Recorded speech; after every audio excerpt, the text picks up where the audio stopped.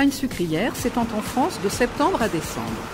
Les agriculteurs récoltent les betteraves, puis les stockent au bord des champs, le long des routes. Les feuilles laissées dans les champs serviront d'engrais verts, base d'une agriculture raisonnée et durable.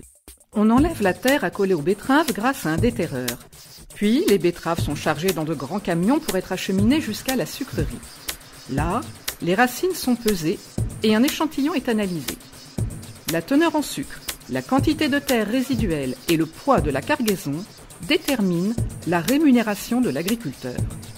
Chaque betterave peut contenir l'équivalent de 20 morceaux de sucre.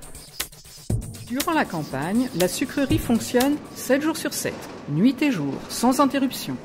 Il faut l'approvisionner pour ne pas interrompre le process. Pour cela, on stocke de grandes quantités de betteraves dans une vaste cour.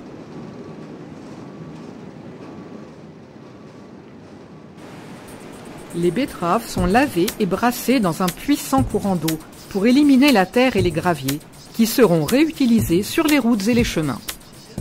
Le découpage et la diffusion sont les deux étapes lors desquelles le process diffère entre la canne et la betterave. En effet, rappelons que la canne stocke le sucre dans sa tige. Pour en extraire le jus sucré, on procède alors à un broyage des tiges. Le reste du process est le même pour les deux végétaux. Revenons aux betteraves, qui sont maintenant propres et découpées en fines lamelles, les cossettes. Plongées dans un diffuseur à contre-courant d'une eau chaude, les cossettes vont libérer leur sucre dont l'eau va s'enrichir.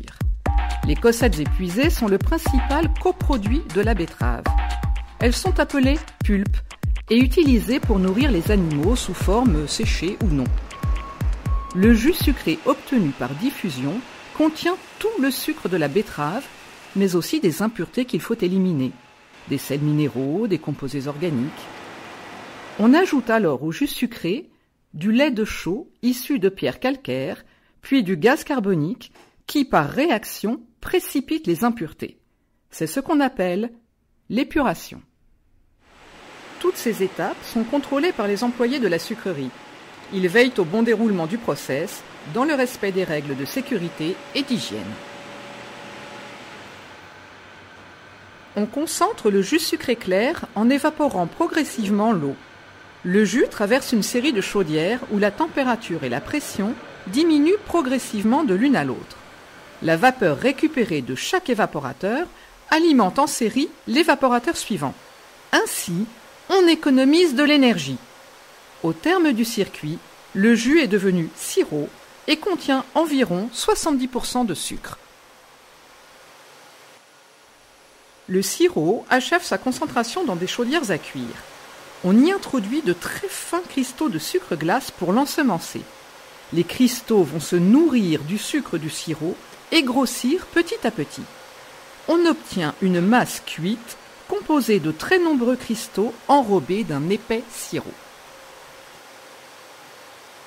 La masse cuite est envoyée dans des turbines dotées d'un panier perforé appelé essoreuse. Le sirop est évacué sous l'action de la force centrifuge, alors que le sucre, naturellement blanc et cristallisé, se dépose sur les parois du panier.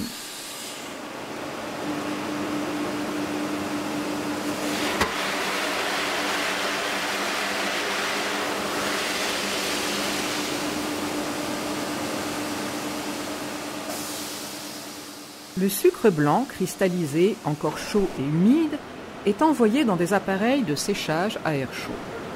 Puis, il est refroidi et stocké en silo. Une fois séché, le sucre est soit conditionné dans différents emballages, soit directement en poudre, soit en morceaux après humidification et moulage, soit expédié en vrac, par camion ou wagon. Vous voyez ici la fabrication du morceau de sucre de taille numéro 4, la plus répandue. C'est une spécificité française.